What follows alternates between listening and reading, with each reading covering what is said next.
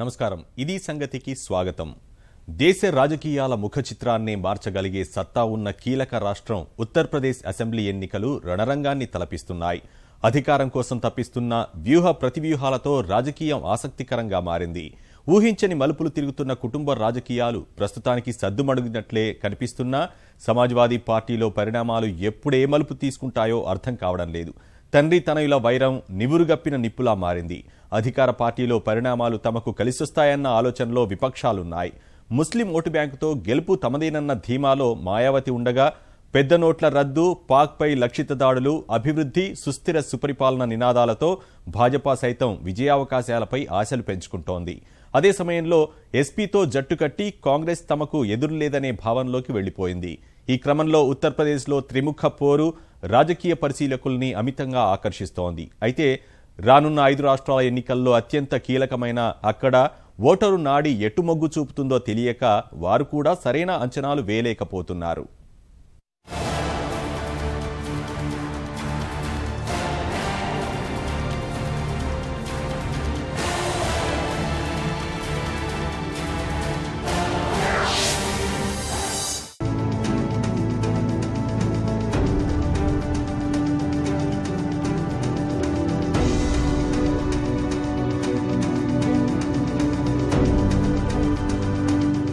Schedule విడుదలకు ముందే అందరి దృష్టి ఆకర్షించిన ఉత్తరప్రదేశ్ ఎన్నికల హడావిడి ఇప్పుడు దేశ రాజకీయ ముఖ చిత్రంపై తనదైన ముద్ర వేసేలా సాగుతున్నాయి. అధికారంలో ఉన్న సమాజ్వాదీ పార్టీ, కేంద్రంలో అధికారంలో ఉన్న భాజపా, అధికారం కోసం కాచు కూర్చున్న బీఎస్పీ వ్యూహ ప్రతివ్యూహాలు రచిస్తున్నాయి. ప్రత్యర్థిపై పైచేయి కోసం మేనిఫెస్టోలు ఊపిరి సలపని విధంగా నిమగ్నమయ్యాయి.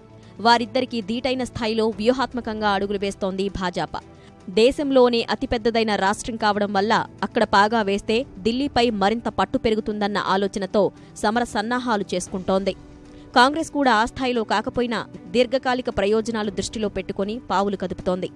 గతంలో ఎన్నడూ లేని విధంగా ఈసారి యూపీ ఎన్నికలు ఆసక్తికరంగా మారాయి. అందుకు కారణాలు లేకపోలేదు. ప్రధానంగా అధికార సమాజ్వాదీ పార్టీలో చోటు చేసుకున్న ఇంటి పోరు సినిమా కథనే తలపించింది. తండ్రి తనయులు ములాయం, అఖిలేష్ యాదవ్ కేంద్రంగా రోజుకో హైడ్రామా చోటు చేసుకుంది.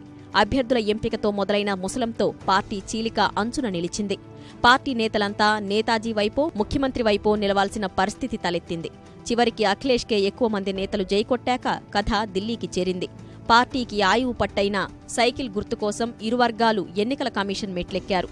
గుర్తు తమదంటే తమదని వాదించారు. చివరికి బలాబలాలు బేరీజు వేసిన ఈసీ సైకిల్ను అఖిలేష్కే అప్పగించింది. ఈ క్రమంలో వెనక్కు తగ్గిన ములాయం వర్గం మొదటికే మోసం వచ్చేలా వస్తుందని గ్రహించి ప్రాప్త కాలజ్ఞత ప్రదర్శించింది. ఘర్షణ వైఖరి వీడారు. మనసులో ఎలాంటి భావాలున్నా అఖిలేష్తో ఓ రకంగా రాజీకి వచ్చారు. అభ్యర్థుల ఎంపికలో మధ్య మార్గాన్ని పాటించారు. ఓవైపు తండ్రితో సయోధ్య కుదరగానే అఖిలేష్ వ్యూహాత్మకంగా పావులు కదిపారు. పొత్తులు ఎత్తులకు తెరలేపారు. కాంగ్రెస్ పార్టీతో స్నేహానికి ప్రయత్నించి సఫలమయ్యారు. తొలుత సీట్ల పంపకంపై అటు ఎస్పీ, ఇటు కాంగ్రెస్ ఎవరికి వారి బెట్టుగా ఉండడంతో పొత్తు విఫలమైందన్న సంకేతాలు వెలువడ్డాయి. నిజానికి 2007, 2012 ఎన్నికల్లోనూ అలానే ఇరు పార్టీల మధ్య పొత్తులకు సంబంధించి ప్రయత్నాలు బెడిసికొట్టాయి. అయితే ఈసారి సోనియా సహా ప్రియాంక గాంధీ రంగంలోకి దిగడంతో సుదీర్ఘ చర్చల తర్వాత పొత్తు పొడిచింది. మొత్తం 403 శాసనసభ నియోజకవర్గాలకు ఎన్నికలు జరగనున్న తరుణంలో ఎస్పీ 298 చోట్ల, కాంగ్రెస్ 105 స్థానాల్లో పోటీ చెయ్యాలని రెండు పార్టీలు అంగీకారానికి వచ్చాయి. త్వరలోనే కనీస ఉమ్మడి ప్రణాళిక రూపొందించాలని ఆ పార్టీలు భావిస్తున్నాయి. ఉత్తరప్రదేశ్లో భాజపా, బీఎస్పీని ఓడించడం ద్వారా దేశవ్యాప్త రాజకీయ ప్రక్షాళనకు శ్రీకారం చుడతామని ఎస్పీ, కాంగ్రెస్ నేతలు చెప్పారు. కాంగ్రెస్, ఎస్పీల మధ్య పొత్తు కుదరడంలో ఆర్జేడీ అధినేత లాలూ ప్రసాద్ యాదవ్ కూడా కీలక పాత్ర పోషించారు. యూపీలో కూడా బీహార్ తరహా ఫార్ములాకు ఆయన ప్రయత్నించి ఇరు పార్టీల నేతలతో తనదైన శైలిలో మంతనాలు నిర్వహించారు. వాస్తవానికి కాంగ్రెస్తో సయోధ్యకు ముందు అఖిలేష్ ఆర్ఎల్డీ అధినేత అజిత్ సింగ్తోనూ చర్చలు జరిపారు. పశ్చిమ యూపీలో బలంగా ఉన్న ఆర్ఎల్డీకి 25 స్థానాలు ఇచ్చేందుకు ఆయన ఒప్పుకున్నా అజిత్ సింగ్ 40కి పైగా సీట్లు డిమాండ్ చేయడంతో పొత్తు చర్చలు విఫలమయ్యాయి.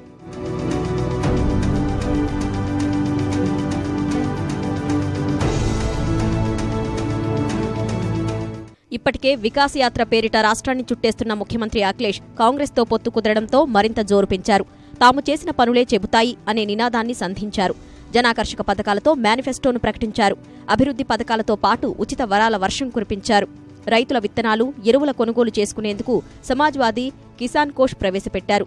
గ్రామీణ ప్రాంతాల్లో 24 గంటలు విద్యుత్ అందిస్తామని, సమాజ్వాదీ పింఛను పథకాన్ని విస్తరిస్తామని, మరో 1 కోటి మందికి నెలకు 1000 రూపాయల పింఛను ఇస్తామని వెల్లడించారు. 9 నుండి 12 తరగతులు చదివే బాలికలకు ఉచితంగా సైకిళ్లు, విద్యార్థులకు ల్యాప్టాప్లు, పేద మహిళలకు కుక్కర్లు, ప్రాథమిక పాఠశాలల విద్యార్థులకు ప్రతి నెల లీటరు నెయ్యి, పాలపొడి, గర్భిణీలకు ఇంటికే పౌష్టికాహారం ఇస్తామని వరాలు కురిపించారు. యువతను ఆకట్టుకునేందుకు ప్రతి ఒక్కరికి స్మార్ట్ ఫోన్లు అందిస్తామని అఖిలేష్ ఓటర్లను ఆకట్టుకునే ప్రయత్నం చేశారు. 32 పేజీల మేనిఫెస్టోలో ములాయం, అఖిలేష్ ఫోటోలు ప్రచురించారు. వేదికపై అఖిలేష్తో పాటు ఆ పార్టీ సీనియర్ నాయకులు ఆసీనులయ్యారు. కానీ ములాయం, శివపాల్, రామ్గోపాల్ యాదవ్ తదితరులు ఎవరూ రాలేదు. తొలిసారిగా ఈ కార్యక్రమంలో అఖిలేష్ భార్య డింపుల్ కూడా పాల్గొని అందరి దృష్టిని ఆకర్షించారు. గత ఎన్నికల ప్రచారంలో కూడా కీలక పాత్ర పోషించిన డింపుల్ ఈసారి కూడా అదే భూమిక వహిస్తుందని పార్టీ వర్గాలు భావిస్తున్నాయి. అటు సమాజ్వాదీ పార్టీతో పొత్తు ఖరారు కావడమే ఆలస్యం. కాంగ్రెస్ కూడా దూకుడు పెంచింది. గంటల వ్యవధిలోనే తొలి జాబితాను విడుదల చేసింది. 43 మందితో కూడిన ఈ జాబితాలో మాజీ కేంద్ర మంత్రి జితిన్ ప్రసాద్, వివాదాస్పద నేత ఇమ్రాన్ మసూద్కు చోటు కల్పించింది. పొత్తులో దక్కిన 298 సీట్లకు గాను 285 నియోజకవర్గాలకు ఎస్పీ తమ అభ్యర్థుల జాబితా ప్రకటించింది.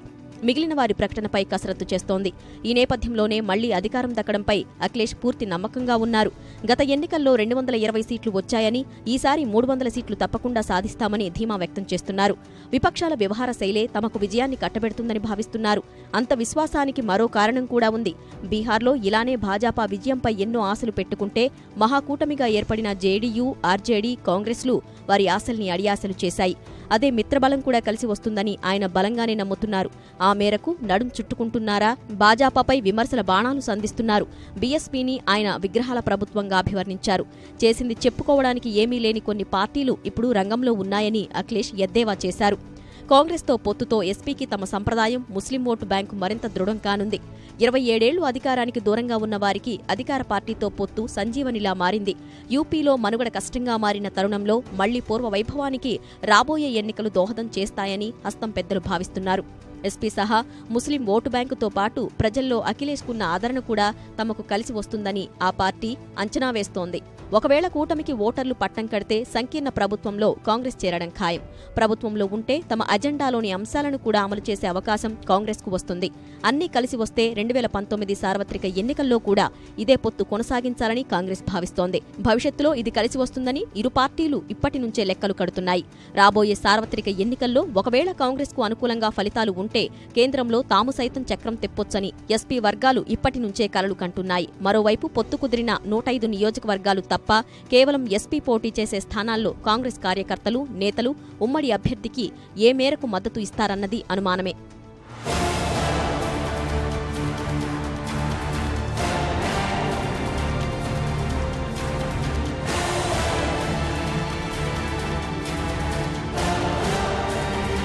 ఉత్తరప్రదేశ్ ఎన్నికల్లో ప్రతిసారి మైనార్టీల ఓట్లే కీలకంగా మారతాయి. యూపీలో 20% ముస్లిం ఓటర్లు ఉన్నట్టు అంచనా.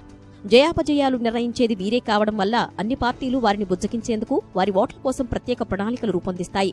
ఎస్పీలో చీలిక తప్పడానికి ఆ ఓటు బ్యాంకు కూడా ఒక కారణమని విశ్లేషకులు చెబుతారు.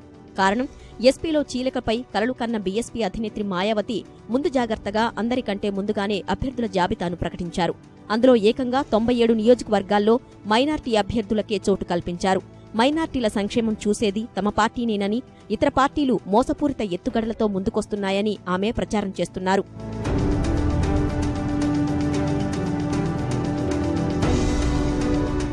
కాంగ్రెస్తో ఎస్పీ పొత్తు ఖాయం కాదనే ఆలోచనతో ఒంటరిగా బరిలోకి దిగేందుకు సిద్ధమైపోయారు. వారి కలయికతో అనైతికమని నిప్పులు చెరుగుతున్నారు. ఎన్నికల్లో ఓటు అడిగే క్రమంలో మతాన్ని, కులాన్ని ఉపయోగించుకోవద్దని సుప్రీంకోర్టు ఆదేశాలను ఆమె ఏమాత్రం ఖాతరు చేయడం లేదు. కానీ ఎస్పీ కాంగ్రెస్ కలయికతో మొత్తం వ్యూహాన్ని మార్చుకోవాల్సిన పరిస్థితి. ఇక కేంద్రంలో అధికారంలో ఉన్న భాజపా యూపీ ఎన్నికల్ని చాలా ప్రతిష్టాత్మకంగా భావిస్తోంది. అభ్యర్థుల ఎంపిక మొదలు మేనిఫెస్టో తయారీలో ఆచీతూచీ వ్యవహరిస్తోంది. గత సార్వత్రిక ఎన్నికల్లో 42% ఓట్లతో ఏకంగా 71 స్థానాలు గెలుపొంది చరిత్ర సృష్టించిన కమలదళం ఈసారి అసెంబ్లీ ఎన్నికల్లో దాన్ని పునరావృతం చెయ్యాలని భావిస్తోంది. గతంలో కలిసి వచ్చిన మోదీకున్న ఆదరణ మరోసారి పనిచేస్తుందని ఆశగా ఉంది.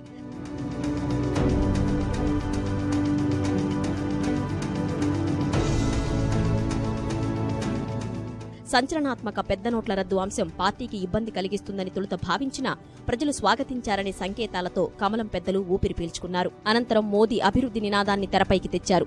బీఎస్పీ, ఎస్పీల పాలనతో అన్ని రంగాల్లో యూపీ వెనకబడిపోయిందని ప్రచారం చేస్తున్నారు.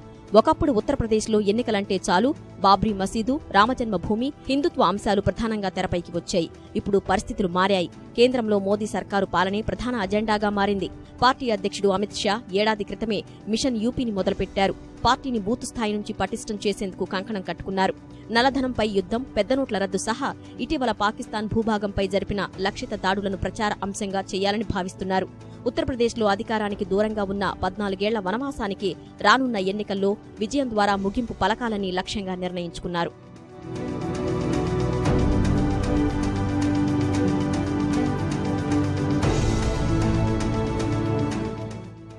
యూపీ ఎన్నికలు దాదాపుగా అన్ని పార్టీలకు పరువు ప్రతిష్టగా మారాయి. అందుకే విజయం కోసం అన్ని పక్షాలు సర్వశక్తులు ఒడ్డుతున్నాయి. కాంగ్రెస్, ఎస్పీ కూటమి తరపున అఖిలేష్, సోనియా, రాహుల్, ప్రియాంక తదితరులు ప్రచారం చేస్తే భాజపా తరపున మోదీతో పాటు ఆ పార్టీ అతిరథ మహారథులు ప్రచార గోదాలోకి దూకనున్నారు. బీఎస్పీ మాత్రం ఒంటరి పోరుని నమ్ముకుంది. ఈ త్రిముఖ పోరులో ఓటరు దేవుడు ఎవరి పక్షం వహిస్తాడో కాలమే నిర్ణయించాలి.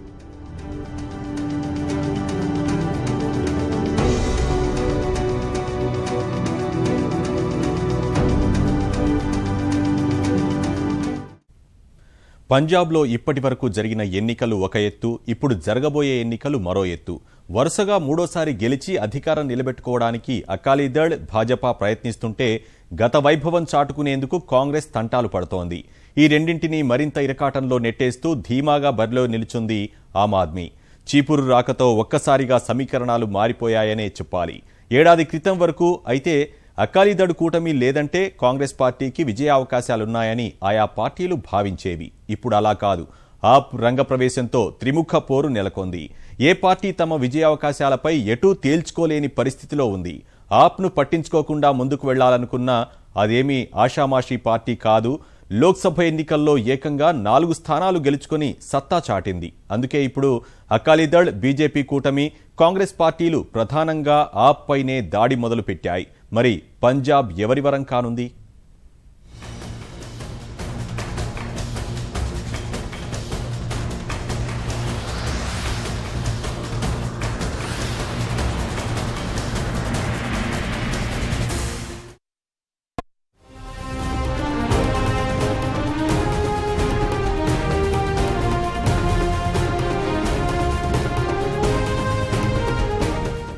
ఈసారి ఎన్నికల్లో ఉత్తరప్రదేశ్ తర్వాత ప్రధానంగా చర్చించుకునేది సింగిల అడ్డా పంజాబ్ గడ్డ గురించే.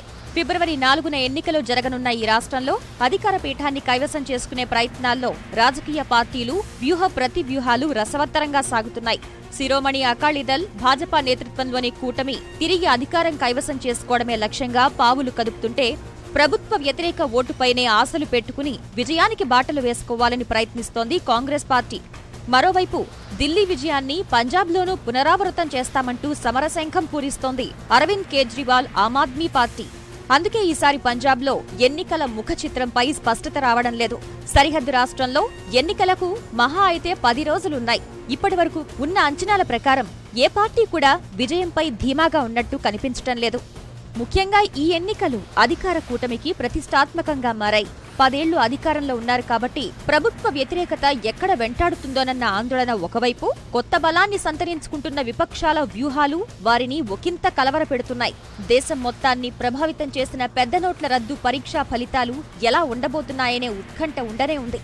రాష్ట్ర ప్రభుత్వంపై ఉన్న అవినీతి, బంధుప్రీతి, అధికార దుర్వినియోగం ఆరోపణలకు తోడు వ్యవసాయంలో నెలకొన్న గడ్డు పరిస్థితులు బాదల్ ప్రభుత్వాన్ని ఇరకాటంలోకి నెడుతున్నాయి.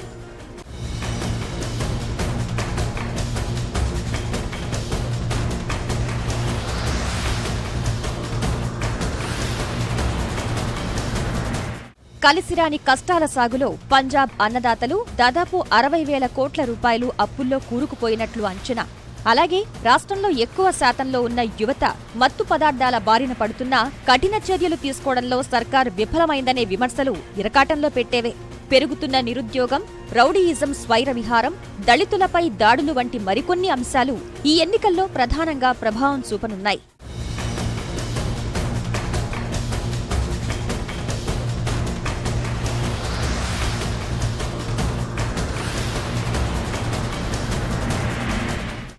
ప్రధానంగా రైతుల ఆత్మహత్యల్ని చూస్తే ఒకప్పుడు దేశానికే తలమానికంగా ఉన్న పంజాబ్ రైతు అప్పుల భారంతో అవమాన భారం తట్టుకోలేక బలవంతంగా ప్రాణాలు తీసుకుంటున్నారు. అందుకే ఈసారి ఎన్నికల్లో రాజకీయ భవితవ్యం నిర్ణయించే అంశాల్లో రైతు ఆత్మహత్యలే ముఖ్యమని విశ్లేషకులు అభిప్రాయపడుతున్నారు. 2000 సంవత్సరం నుంచి 2010 వరకు దాదాపు 7,000 మంది రైతులు ఆత్మహత్య చేసుకున్నారు. 6 ఏళ్లలో అంతకంటే ఎక్కువ సంఖ్యలో రైతులు ప్రాణాలు తీసుకున్నారని ఈ అంశంపై అధ్యయనం చేసిన పంజాబ్ వ్యవసాయ విశ్వవిద్యాలయం అధ్యాపకులు చెప్తున్నారు. రైతుల ఆత్మహత్యలపై సరైన సమాచారం ప్రభుత్వం ఇవ్వడం లేదని ప్రతిపక్షాలు విమర్శిస్తున్నాయి. మహారాష్ట్ర, ఆంధ్రప్రదేశ్, కర్ణాటక, మధ్యప్రదేశ్లో అన్నదాతల ఆత్మహత్యలు ఎక్కువగా ఉండేవి. కానీ 2015లో 449 పంజాబ్ రైతులు ప్రాణాలు తీసుకున్నారన్న విషయం బహిర్గతం అవడంతో అంతా ఖిన్నులయ్యారు. ఈ రాష్ట్రంలో రైతుల ఆత్మ బలిదానాల్లో 79% తీసుకున్న రుణాలు చెల్లించలేక చేసుకున్నవే. సంగ్రూర్ జిల్లా నుంచి బటిండా మధ్యలో ఉన్న గ్రామాల్లో అన్నదాతల ఆత్మహత్యలు ఎక్కువగా సంభవిస్తున్నాయి. డూడియా, చూటియా, లెహరాగాగా, మాన్సా, మాడ్మడ్డి గ్రామాల్లోని కొన్ని ఇళ్లలో 2-3 ప్రాణాలు తీసుకున్న రైతు కుటుంబాలున్నాయి. खेतीबाड़ी में मेरे डैडी ठेके पे लेते थे. मेरी शादी करी थी, बहन की शादी करी थी. कर्जे का हमारा किला गहने रहा. इस कारण वो दुखी होकर शराब पीने लगा. शराब के नशे में गोली खाकर मुझको साथ बेच दिया. सौरभ बहू को लेने गया था, आकर देखा तो जहर खाकर पड़ा था और उसके जेब में गोलियां थी. पैसे देने थे, आड़ती के देने थे. वो पैसा 4-5 लाख रुपया किले पे गहना ले रखा था. मेरे पास कुछ नहीं है, किला जमीन का है और पैसे देने हैं, 5-4 लाख रुपया देना है मैंने. मेरे बच्चे छोटे छोटे हैं. ఇక్కడ అధికార కూటమి ధీమా వేరేలా ఉంది. ప్రజా వ్యతిరేకత ప్రచారం ఎలా ఉన్నా తమకు ప్రజల్లో బలమైన పునాదులున్నాయనేది వారి అభిప్రాయం. ప్రధానంగా అకాలీదళ్ సిక్కుల సంఘాలన్నింటినీ నియంత్రించే సర్వాధికార సంస్థగా ఇప్పటికీ చలామణి అవుతోంది శిరోమణి అకాలీదళ్నే. Shiromani Gurdwara Prabandhak committee, Delhi Sikh Gurdwara management committee ఇప్పటికీ ఎస్ఏడి ఆధ్వర్యంలోనే పనిచేస్తున్నాయి. వారి ప్రధాన నినాదమే రాజకీయ అధికారం ద్వారా సిక్కుల హక్కులు, ప్రయోజనాల పరిరక్షణ. అలాగే దశాబ్దాలుగా మతపరమైన రాజకీయ సంస్థగా తిరుగులేకుండా కొనసాగుతోంది శిరోమణి అకాలీదళ్. అందుకే పంజాబ్లోనే కాక ప్రపంచవ్యాప్తంగా ఉన్న సిక్కుల్లో బాదల్ పార్టీకి మంచి పట్టు ఉంది. విదేశాల్లో ఉన్న పంజాబీ ప్రవాస భారతీయుల నుంచి వారికి మద్దతు లభిస్తోంది. వారికి జతగా కలిసింది భాజపా. ఏళ్లుగా కలిసి సాగుతున్న ఈ 2 పార్టీలకు శాశ్వతమైన ఓటు బ్యాంక్ ఉంది. ఈ అనుకూలతల్నే అధికారంగా చేసుకుని ఎన్నికల్లో విజయం సాధిస్తామని శిరోమణి అకాలీదళ్ భాజపా కూటమి ధీమా వ్యక్తం చేస్తోంది. ఈసారి మేనిఫెస్టోలో దళితులకు భూమి, పేదలకు ఇళ్లు వంటి హామీలతో ఓటర్లను ఆకట్టుకునే ప్రయత్నం చేసింది భాజపా. పేద బాలికలకు PhD వరకు ఉచిత విద్య, ప్రతి కుటుంబంలో ఒకరికి ఉద్యోగం, ఉగ్రవాద పీడిత కుటుంబాలకు 5 లక్షల రూపాయల ఆర్థిక సాయం అందజేత వంటి హామీల్ని పొందుపరిచింది. जो 10 साल से सरकार चल रही है, अगर एक बार फिर हमारी सरकार बनती है तो आने वाले 5 वर्षों में भी जो उस सरकार की एक्सटेंशन है, उसकी नीतियों की, उसकी एक्टिविटीज का और उन एक्टिविटीज का और एक्सपेंशन, ये इस मैनिफेस्टो के पीछे उद्देश्य है. అకాలీదళ్ బీజేపీ కూటమి తర్వాత పంజాబ్ ఎన్నికల్లో విజయం కోసం సర్వశక్తులు ఒడ్డుతున్న కాంగ్రెస్ పార్టీ సంప్రదాయ ఓటు బ్యాంకుపై ఆధారపడి ఉంది. ప్రభుత్వ వ్యతిరేక ఓటు తమను గట్టెక్కిస్తుందన్న ఆశాభావంతో ఉంది. యూపీఏ హయాంలో 2 దఫాలు ప్రధానమంత్రిగా చేసిన మన్మోహన్ సింగ్ ను ప్రచారంలో ఉపయోగించుకోవడం కలిసి వస్తుందనే వారు నమ్మకంగా ఉన్నారు. వాటితో పాటు సంక్షోభంలో ఉన్న రైతులను ఆదుకునేందుకు రుణమాఫీని తెరపైకి తీసుకువస్తోంది హస్తం పార్టీ. అదనంగా రాష్ట్రం నుంచి మాదక ద్రవ్యాలను తరిమికొట్టడం, మాజీ సైనికుల కోసం ప్రత్యేక విభాగం ఏర్పాటు వంటి హామీలతో మన్మోహన్ సింగ్ చేతుల మీదుగానే పార్టీ ఎన్నికల మేనిఫెస్టోని విడుదల చేసింది కాంగ్రెస్. పంజాబ్ నీళ్లు పంజాబ్ కోసమే, ప్రతి ఇంటికి ఉద్యోగం, విద్య, ఉద్యోగాల్లో మహిళలకు 33% రిజర్వేషన్లు, దళితులకు ఉచిత గృహాలు వంటి అంశాలను అందులో పొందుపరిచారు. ఇక్కడ వారిని వెంటాడుతున్న సమస్యలు లేకపోలేదు. దళితుల ఓట్లు కాంగ్రెస్ వైపే ఉన్నప్పటికీ ఆపు రాకతో వాటిలో చీలిక ఏర్పడే అవకాశాలు కనిపిస్తున్నాయి. ఈ హామీ ఏ మేరకు కాంగ్రెస్ ను గట్టెక్కిస్తుందనేది చూడాల్సి ఉంది. ఈసారి కాంగ్రెస్ కు అదనపు బలంగా కనిపిస్తున్నది ఇటీవల పార్టీలో చేరిన మాజీ క్రికెటర్ నవజోత్ సింగ్ సిద్ధు. బీజేపీ నుంచి కాంగ్రెస్ లోకొచ్చిన సిద్ధుపై కాంగ్రెస్ బాగానే ఆశలు పెట్టుకుంది. ఇప్పుడు కాంగ్రెస్ ముఖ్యమంత్రి, ప్రధాన ప్రతిపక్ష నేతతో సమానంగా వార్తల్లో నిలుస్తున్న వ్యక్తి నవజోత్ సింగ్ సిద్ధు. సిక్సర్ల సిద్ధుగా క్రికెట్ జగత్తులో పేరు సంపాదించుకుని తన హాస్య చతురతతో టీవీ ప్రేక్షకులకు దగ్గరై భాజపాతో రాజకీయ రంగప్రవేశం చేసి పంజాబ్లో కీలక నేతగా ఎదిగారు నవజోత్ సింగ్ సిద్ధు. ఎన్నికలకి 15 రోజుల ముందు అనూహ్యంగా కాంగ్రెస్ పార్టీలో చేరడం పార్టీకి కలిసొచ్చే అంశమని కాంగ్రెస్ నేతలు అంటున్నా, రాష్ట్ర అధ్యక్షుడు కెప్టెన్ అమరీందర్ సింగ్తో ఉన్న అభిప్రాయ భేదాలు నష్టం చేకూర్చుతాయని రాజకీయ విశ్లేషకులు అంటున్నారు. పంజాబ్లో బలం ఉన్న నేతగా పేరున్న సిద్ధు కాంగ్రెస్ తరపున బరిలో నిలవడం రాజకీయ సమీకరణాలను మార్చేసింది. స్థానికంగా ఉన్న సిక్కు ముద్ర ఆయనకు కలిసొచ్చే అంశం. వరుసగా 3 సార్లు లోక్సభకు ప్రాతినిధ్యం వహించిన సిద్ధు మాటకారితనం అదనపు ప్రయోజనంగా మారింది. అదే బలహీనమనే వాదన లేకపోలేదు. అస్థిర రాజకీయాలు చేస్తాడనే అపవాదు కూడా ఉంది. నియోజకవర్గంలో కంటే టీవీ ఛానల్స్లోనే ఎక్కువగా కనిపిస్తారనే విమర్శలు ఉండనే ఉన్నాయి. అమృత్సర్ కొన్ని రోజుల క్రితం వరకు స్థానిక భాజపా నేతలకు నవజోత్ సిద్ధుయే అనధికారిక కెప్టెన్. జట్టు మార్చి కాంగ్రెస్తో జతకట్టిన సిద్ధు భాజపాను ఓడించేందుకు విశ్వ ప్రయత్నం చేస్తున్నారు. ఆ ప్రయత్నాన్ని భగ్నం చేసేందుకు ఒకప్పటి సిద్ధు శిష్యుడు రాజ్ కుమార్ని భాజపా అతనికి ప్రత్యర్థిగా నిలబెట్టింది. పైగా గతంలో నవజోత్ సింగ్ సిద్ధుతో కలిసి పనిచేసిన భాజపా అభ్యర్థి రాజేష్ కుమార్ హనీనే ఆయనకు పోటీగా నిలుస్తున్నారు. 3 సార్లు కౌన్సిలర్గా ఎన్నికైన అనుభవం, స్థానికంగా ఉన్న మంచి పేరు, పార్టీ పెద్దల అండదండలతో ప్రచారం నిర్వహిస్తున్నారు. న్యాయశాస్త్ర పట్టభద్రుడైన రాజేష్ పార్టీ నుంచి లబ్ధి పొంది సిద్ధు ప్రత్యర్థులతో కలిసిపోయారని విమర్శిస్తున్నారు. उन्होंने लिखा कि मैं BA LLB हूं अपने नॉमिनेशन पेपर के अंदर, जबकि वो LLB है ही नहीं. वो उन्होंने LLB बीच में ही छोड़ दी थी. और इतना वो क्या कहते हैं, यहाँ तक पहुंच के बंदा अगर इतना बड़ा झूठ बोले तो मैं समझता हूँ वो जनता को कितना बड़ा झूठ बोलते होंगे.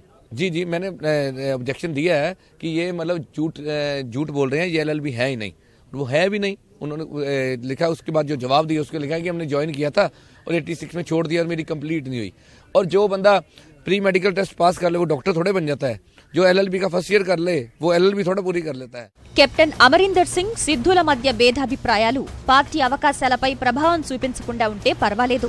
ఇతర పార్టీల నుంచి వచ్చిన నేతల్ని పార్టీలోకి ఆహ్వానించి ఇప్పుడు వారికి టికెట్లు కేటాయింపు విషయంలో ఇబ్బందులు ఎదుర్కొంటోంది కాంగ్రెస్.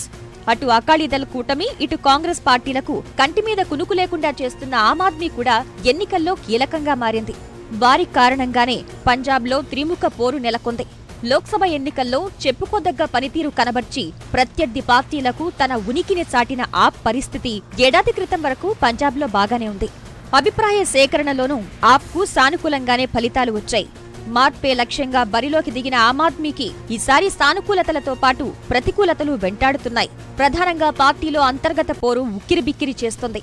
వీటికి తోడు ఆప్ నేతలపై వెలుగు చూస్తున్న వరుస వివాదాలు పంజాబ్ ఎన్నికల్లో ప్రభావం చూపే అవకాశం కనిపిస్తోంది. పంజాబ్లో సరైన నేత లేకపోవడం ప్రతికూలంగా మారింది. ఎప్పుడైతే అరవింద్ కేజ్రీవాల్ పంజాబ్ సీఎంగా నిలుచుంటారని ఆప్ చెప్పిందో అప్పట్నుంచి ప్రతిపక్షాలకు మరో ప్రచారాస్త్రం దొరికినట్టయింది. కేజ్రీవాల్ హర్యానాకు చెందిన వ్యక్తి కాబట్టి ఆమ్ ఆద్మీని అక్కడ పరాయి పార్టీ కింద ప్రచారం చేస్తున్నారు. మరోవైపు ప్రత్యర్థి పార్టీల మాదిరిగా క్షేత్రస్థాయిలో బలమైన క్యాడర్ లేకపోవడం ఆమ్ ఆద్మీ పార్టీకి లోటేనని చెప్పొచ్చు. ఆమ్ ఆద్మీ గెలుపు అవకాశాలు అరవింద్ కేజ్రీవాల్ పైనే ఆధారపడి ఉన్నాయి. పంజాబ్లో సమస్యలు ఎలా ఉన్నా అక్కడ యువ రక్తం ఎక్కువ. అరవింద్ కేజ్రీవాల్ కు యువతలో మంచి ఫాలోయింగ్ ఉంది. అందువల్ల ఆ ఓట్లు అటువైపు మళ్లుతాయా అన్న అనుమానం ఇతర పార్టీలను వెంటాడుతోంది. అందుకే ఈ పార్టీలు పరస్పర విమర్శల కంటే కేజ్రీవాల్ మీదే అధికంగా విరుచుకుపడుతున్నాయి. ఆప్లో లుకలుకలు ఉన్నప్పటికీ పంజాబ్లో ఇంకా బలంగానే ఉన్నట్టు తెలుస్తోంది. మరోవైపు ఆమ్ ఆద్మీ పార్టీ కూడా రైతుల రుణాల విషయంలో కాంగ్రెస్ తరహా కార్యక్రమాన్ని ఆరంభించి వ్యవసాయ మేనిఫెస్టోను కూడా విడుదల చేసింది. అధికారంలోకి రాగానే డ్రగ్స్ ముఠాల నాయకులందర్నీ జైళ్లలో పెడతామని కూడా హామీ ఇస్తోంది. దళితుల కోసం ప్రత్యేక మేనిఫెస్టో ప్రకటించింది. పంజాబ్లో తొలిసారిగా మొత్తం 117 అసెంబ్లీ స్థానాల్లో చూసుకుంటే ఎక్కువ సీట్లలో ముక్కోణపు పోటీ కనిపిస్తోంది. అందువల్ల ఈసారి పంజాబ్లో హంగ్ అసెంబ్లీ ఏర్పడినా ఆశ్చర్యపోనవసరం లేదు. తాజాగా లోక్ నీతి ఏబీపీ సంస్థ జరిపిన ఒపీనియన్ పోల్ సర్వే ప్రకారం అకాలీదళ్ బీజేపీ కూటమికి 50 నుంచి 58 స్థానాలు, కాంగ్రెస్ కు 41 నుంచి 49, ఆప్ కు 12 నుంచి 18 స్థానాలు వచ్చే అవకాశాలున్నాయి. అయితే ఇండియా టుడే జరిపిన సర్వే మాత్రం ఇందుకు పూర్తి విరుద్ధంగా ఉంది. ఇందులో అకాలీదళ్ కూటమికి 18 నుంచి 22, కాంగ్రెస్ కు 56 నుంచి 62, ఆప్ కు 36 నుంచి 41 స్థానాలు వచ్చే అవకాశాలున్నాయని తెలిపింది. పంజాబ్ ఎన్నికల ప్రచార పర్వం వాడి వేడిగా కొనసాగుతోంది. వరుసగా 3వ అధికార పీఠాన్ని చేజిక్కించుకునేందుకు అకాలీదళ్ భాజపా కూటమి శక్తి వంచన లేకుండా కృషి చేస్తోంది. 10 ఏళ్లలో చేపట్టిన అభివృద్ధి కార్యక్రమాలే ప్రధాన ఎజెండాగా ప్రజల్లోకి వెళ్తోంది. ఈసారి ఎలాగైనా అధికార పక్షాన్ని గద్దెదింపాలని, ప్రభుత్వం ఏర్పాటు చేయాలని కాంగ్రెస్ పార్టీ ప్రజల్లో విస్తృత ప్రచారం చేస్తోంది. 2014 ఎన్నికల తర్వాత పంజాబ్లో ప్రవేశించిన ఆమ్ ఆద్మీ పార్టీ ఢిల్లీలో అనుసరించిన విధానాన్నే ఇక్కడ అవలంబిస్తోంది. సామాన్యులు, మధ్యతరగతి వ్యక్తులు, రైతులే లక్ష్యంగా తమ ప్రచార పర్వాన్ని కొనసాగిస్తోంది. ఇది పంజాబ్లో పరిస్థితి. కెమెరామెన్ గౌరవ్ భరద్వాజ్తో కిరణ్, ఈటీవీ న్యూస్. మరిన్ని విభిన్న అంశాలతో మరో ఇది సంగతిలో కలుసుకుందాం. నమస్కారం.